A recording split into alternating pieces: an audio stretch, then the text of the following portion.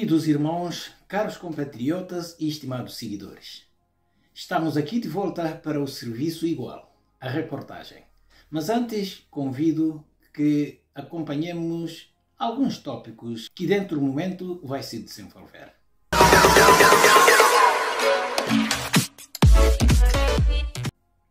O representante da Organização das Nações Unidas visitou a República da Guiné-Bissau para inteirar da evolução política do país. CDAO tem fundos, mais de 12 milhões de euros, para apoiar no financiamento de projetos de área social na Guiné-Bissau.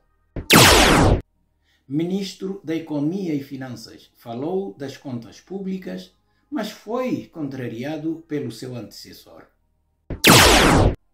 São apenas os tópicos. Assista ao desenvolvimento destas e mais novidades aqui nesta reportagem.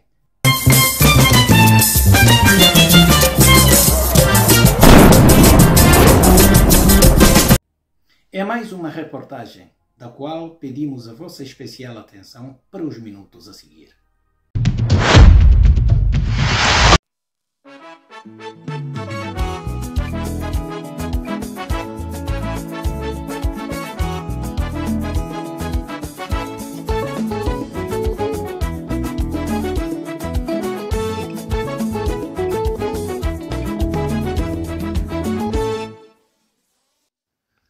O representante do secretário-geral da Organização das Nações Unidas para a África Ocidental esteve em Bissau nos dias 4 e 5 de setembro de 2023 para uma missão de avaliação da situação política do país.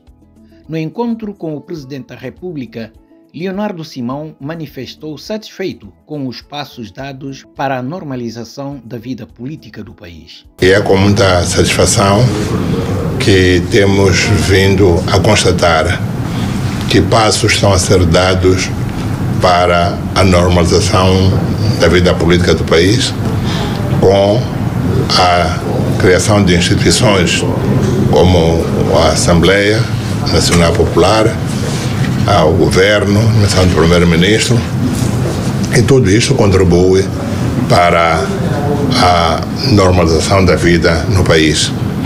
E para nós este é um primeiro passo que vai depois criar as condições para que haja mais investimento doméstico, mas também investimento externo.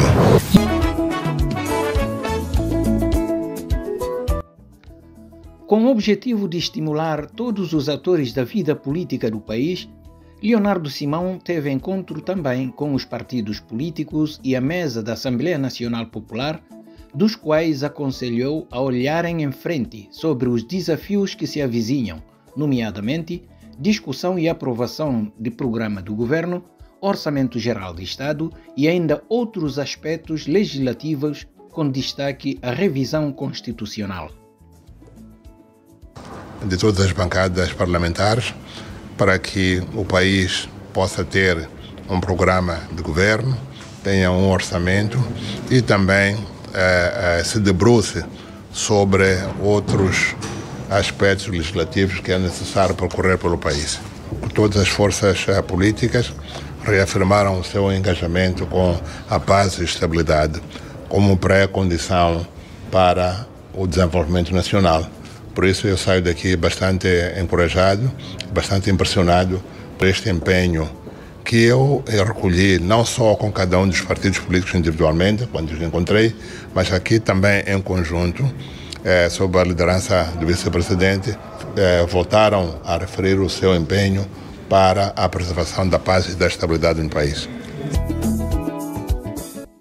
Na ocasião, transmitiu à mesa da Assembleia Nacional Popular garantias de apoio da comunidade internacional para resolver problemas sociais e promover investimentos no país. Mas também trabalhar no sentido de ajudar o país a construir uma base legal mais atrativa e para o investimento interno e investimento externo. E que essa que é a base, de facto, para uma resolução definitiva dos problemas ou dos desafios nacionais. O vice-presidente da Assembleia Nacional Popular confirmou o pedido feito pelo representante de António Guterres. As Nações Unidas pediu-nos para sermos parte importante na estabilização do país e confirmamos que vai ser o nosso papel. Conforme Fernando Dias, tendo em conta as dificuldades e as necessidades do país, a situação financeira e apoio de urgência também fez parte da abordagem. Porque a situação financeira do país não é de melhor, segundo as informações que tivemos do governo, de maneira que é preciso que a comunidade internacional tenha uma reação mais breve a fim de podermos alavancar.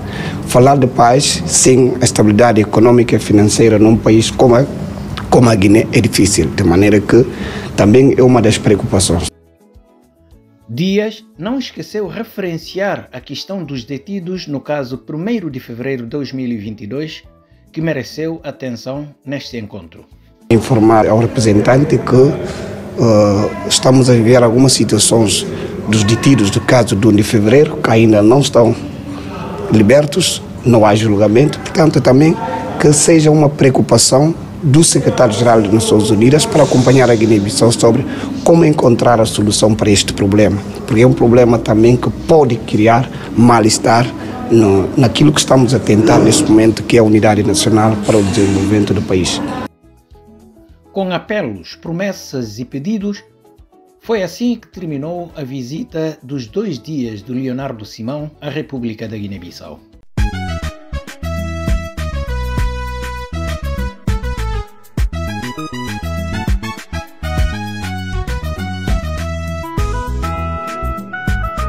A criação de políticas públicas para garantir crescimento econômico e postos de trabalho para a população. O Estado não deve ser o empregador no país.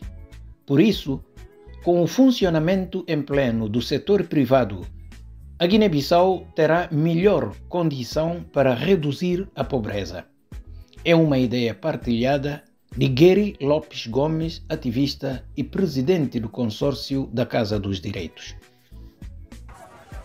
Existindo uma efetiva operacionalização do setor privado, é claro que haverá oportunidade de empregos.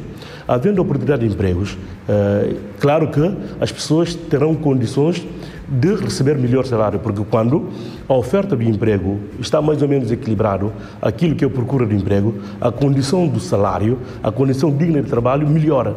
E quando melhora a condição digna do trabalho, é claro que as pessoas terão condições efetivamente de poder sustentar a sua família.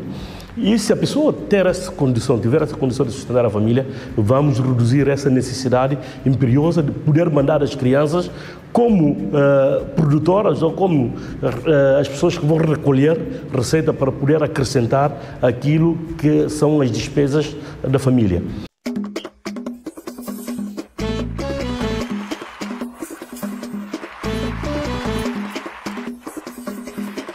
O primeiro-ministro Dr. Geraldo Martins visita Instituto Nacional de Estatística da Guiné-Bissau para manifestar o apoio político do governo àquela instituição.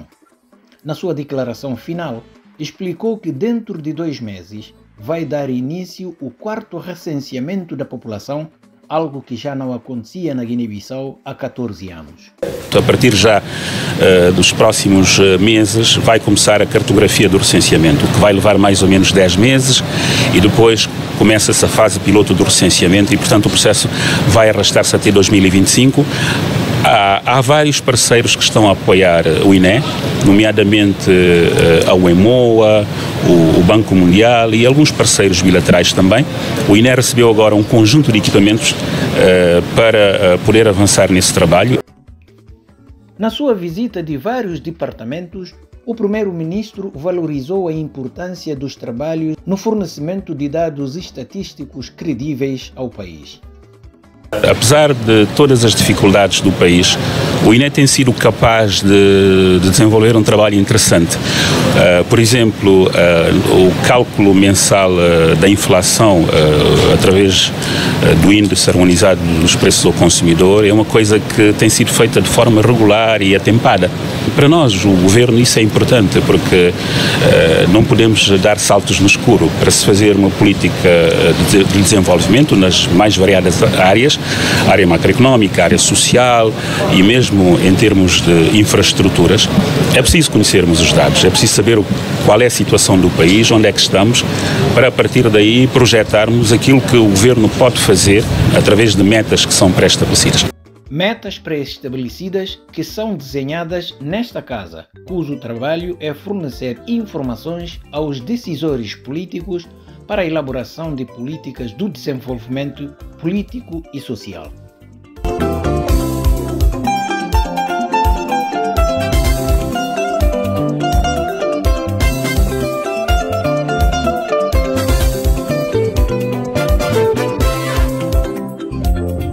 A Organização Subregional CEDEAO tem um fundo mais de 12 milhões de euros para apoiar no financiamento de projetos de área social na Guiné-Bissau, isto é, nas atividades geradoras de rendimento. Quem disse isso foi o vice-presidente da comissão, quando foi recebido pelo primeiro-ministro Dr. Geraldo Martins.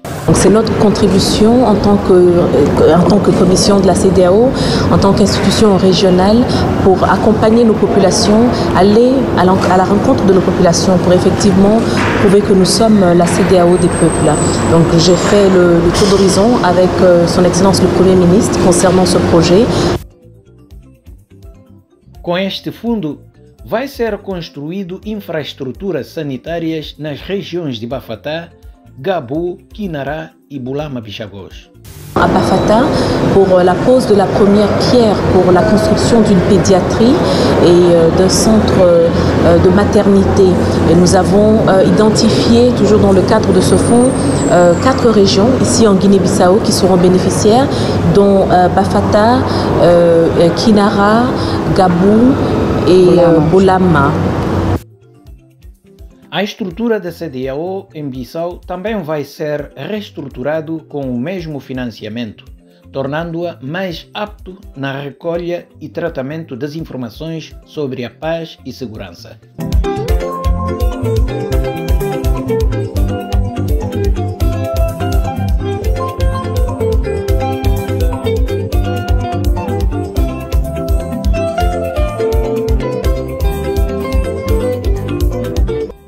No passado dia 12 de setembro, o secretário-geral da União Nacional dos Trabalhadores da Guiné-Bissau reapareceu ao público para dizer que quer que o governo da Guiné-Bissau proceda à devolução da sede de instituição à sua direção, tida como legítima vencedora após o último congresso. Lembrando que o tribunal já tinha decidido pela validação do congresso em que foi ele o vencedor.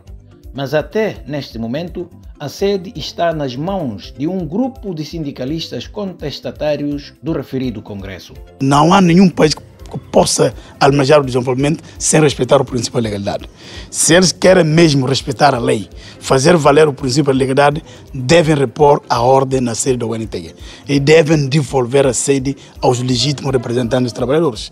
Porque nós fomos sufragados na urna pelos trabalhadores, no nosso Congresso, e não há nenhum impedimento judicial contra a nossa direção. Júlio Mendonça já liderou várias manifestações sindicais para reclamar o salário mínimo e melhores condições de trabalho.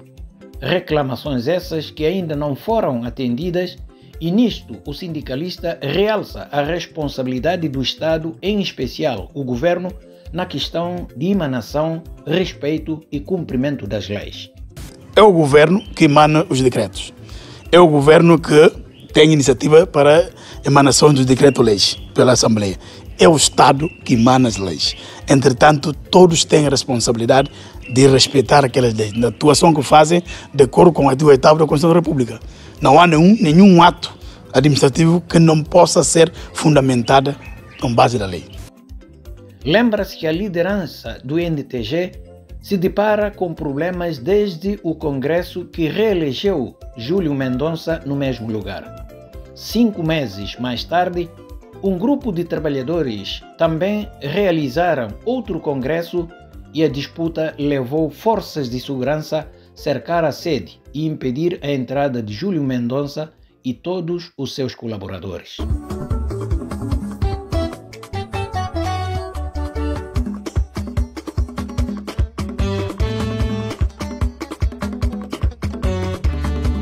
O setor de combustível, derivados de petróleo e gás natural na Guiné-Bissau é muito importante e ainda tem relevantes repercussões na vida pública e privada. Por isso, sua gestão exige rigor e determinação. Esta convicção é do primeiro-ministro, Dr. Geraldo Martins, no ato de empossamento da autoridade reguladora do setor. O setor dos combustíveis é um setor muito importante. É um setor que tem repercussões em várias esferas da vida económica, social, nomeadamente no que respeita à regulação, à concorrência, ao estabelecimento de preços e ao controle de preços para se poder ajustar esses preços de acordo com as vicissitudes do mercado internacional, sem pôr em causa também os próprios problemas que nós vivemos aqui. E, portanto, é importante que o setor seja bem regulado, seja bem regulamentado.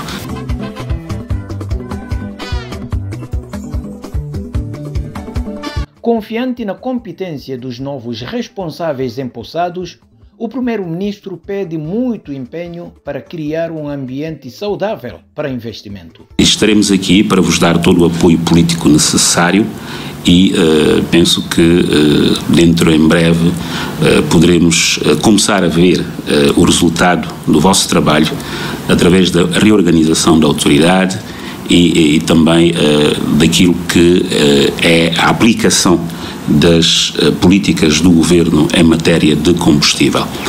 Esta autoridade reguladora do setor de combustível foi criado em 2008, mas em 2021 foi extinto porque se estava em luta contra a venda ilegal do combustível na via pública e a proliferação de construção de bombas sem respeitar as regras ambientais.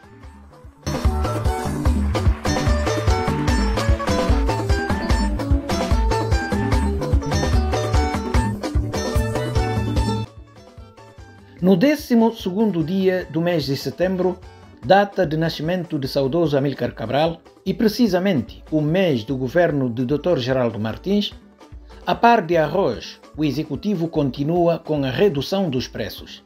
Desta vez, é a farinha e pão que sofreu a baixa. Aos 12 de setembro de 2023 e aniversário natalício de Amílcar Cabral, mas também aos o Governo completa o MIS. E na reunião do Conselho de Ministros não fazia um pequeno balanço sobre a implementação do novo programa de emergência e não tomou uma medida importante em relação a POM. A reunião do Conselho de Ministros da OSCE decidiu como, a partir do dia 24 de setembro, preço de POM na todo o território de Guiné-Bissau, na passa a ser 150 francos CFAs. Ou seja, POM na SEI de 200 francos CFAs para 150 francos CFAs a partir de 24 de setembro. Bom, saco de farinha que nem momento ainda custa 29 mil, mais ou menos, ainda passa para 24.200. 24 mil. Para a grossista e a retalho ainda passa para 24.600. Satisfeito está a população da Guiné-Bissau, pelo que alguns reagiram dizendo: nós devemos aplaudir se o governo decidiu reduzir o preço da farinha e consequentemente do pão no mercado. Então, se o governo decidir nessa medida, nesse sentido, assim é que é a governação. Essa decisão é muito positiva. Decisão positiva. Se for necessário, para baixar mais. Para baixar o preço do pão é necessário, porque no momento estamos a passar, populações estão a passar um momento muito difícil. A população está contente com esta decisão que eles tomaram.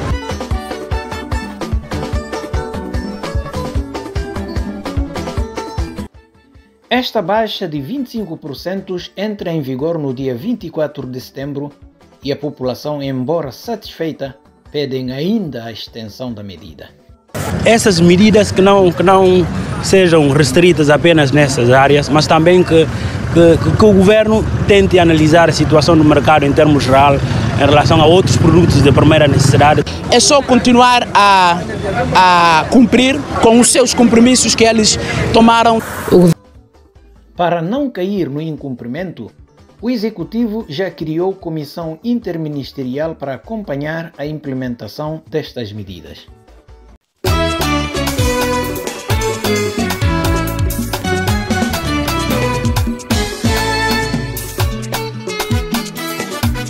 No dia 13 de setembro de 2023, o novo ministro da Economia e Finanças, Souleymane Seydi, apareceu ao público e, através de uma conferência testemunhada pela imprensa, para falar das contas públicas do país.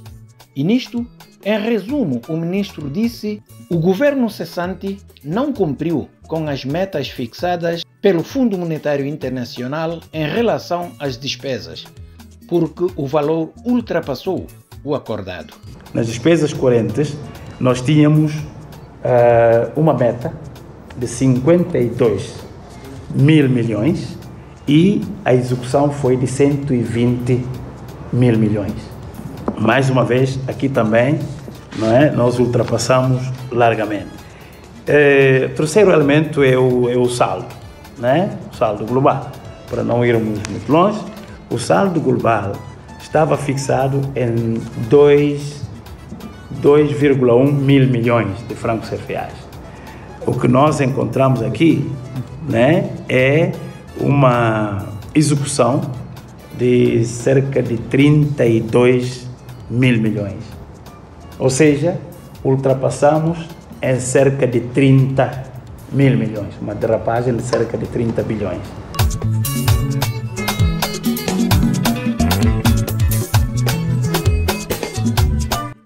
Logo no dia seguinte, 14 de setembro, Ilídio Vieira Té, o antigo ministro das Finanças, reage às declarações de Souleymane Seydi, justificando que as dívidas do país remontam desde a independência.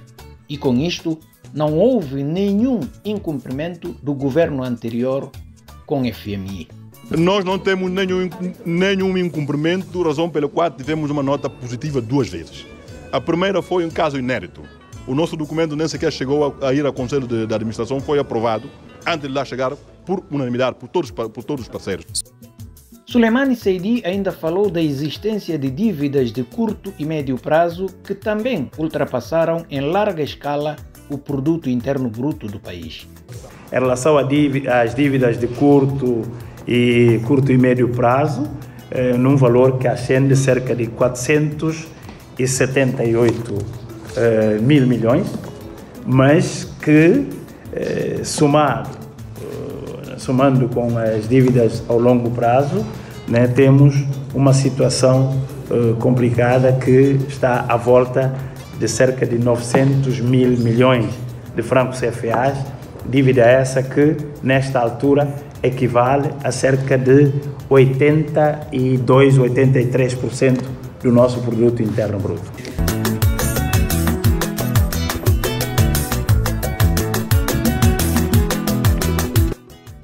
Sobre estas dívidas, o ex-governante, agora deputado da bancada do PRS, disse que as dívidas são desde a independência do país.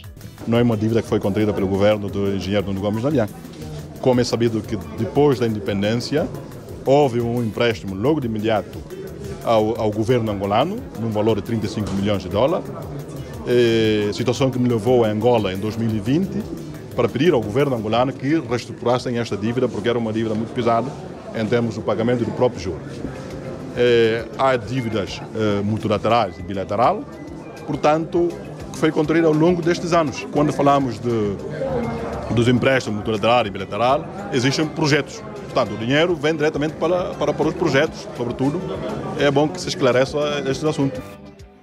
Perante a situação ora exposta, Seydi afirma que ainda não se pode falar em aumentos salariais no momento em que se exige moderação para não piorar as contas públicas.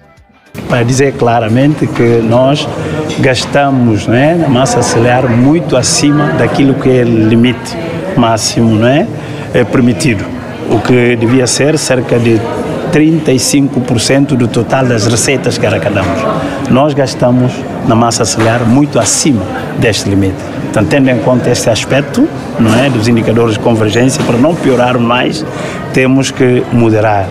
E neste momento vai ser difícil falar em aumentos salariais. É preciso melhorar a gestão, como as recomendações dizem, né? Melhorar a produção de receitas para depois vermos se podemos de facto fazer alguma coisa.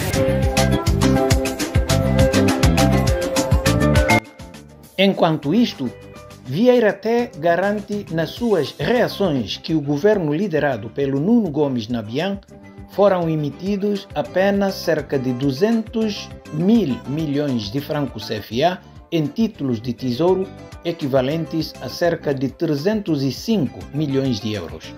Os dados que anunciamos situam-se em torno de 200 e tal milhões quando falamos de dívida de emissão de título de tesouro.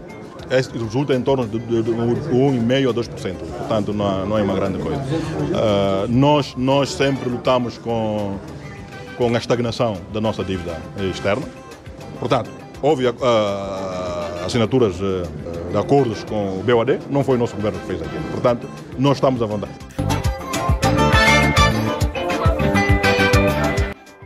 Por outro lado, Suleimane Seydi ainda referiu a pandemia que não poupou o aumento do volume das dívidas para mais do que é recomendado pelo FMI.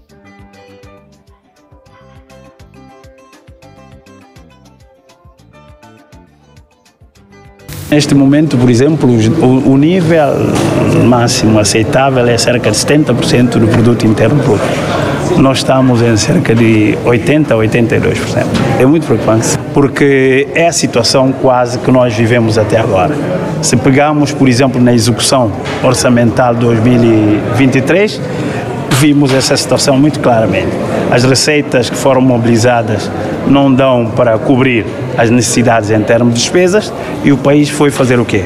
Ou recebe donativos e o país foi recorrer a empréstimos.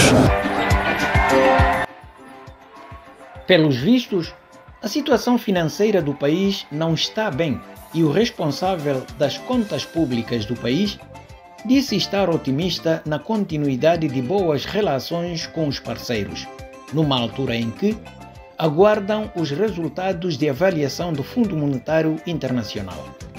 Não obstante, os dados revelados pelo Banco Mundial não constituem novidades entre os guineenses.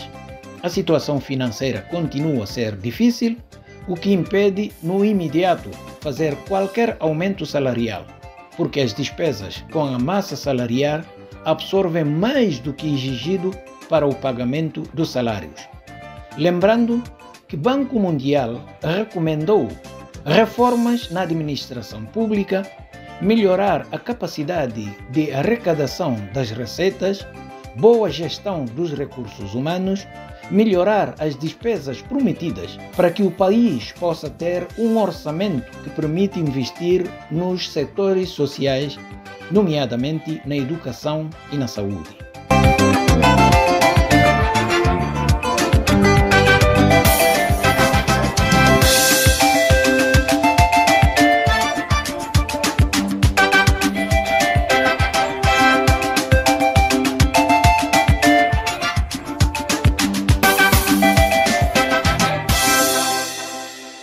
Ao cair do pano desta nossa reportagem, gostávamos de dizer que a festa da República da Guiné-Bissau, cada um de nós como guineense pensamos comemorar.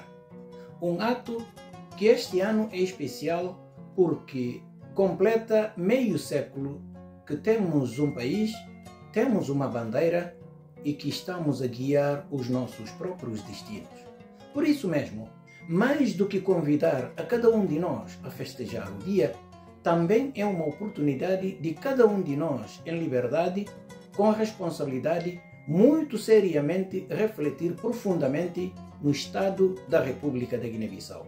Isto tendo em conta a idade que o país atingiu, olhando a situação em que o país está, para depois cada um de nós pensar na melhor ideia e no melhor contributo possível para poder ajudar o país a evoluir.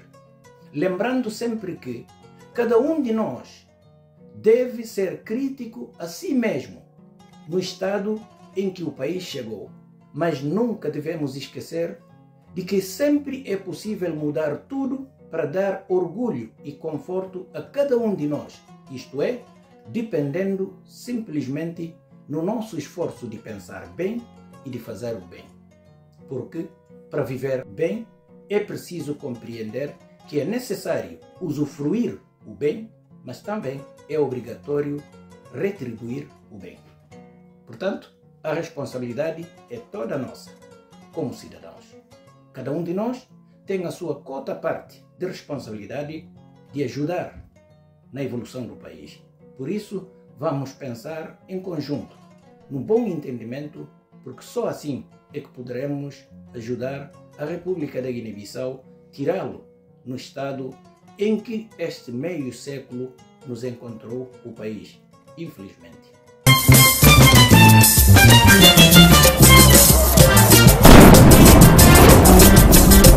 Mas nunca vamos perder a esperança, porque somos competentes. Se tivermos a vontade, esforço e determinação, certamente vamos conseguir. Antes de retirarmos, aceitem as nossas palavras de sempre. Os nossos abraços, os nossos beijos e os nossos carinhos para vocês sem fim. Com esperança de que estaremos aqui muito em breve para mais reportagem. Até lá, fiquem bem. Bye bye.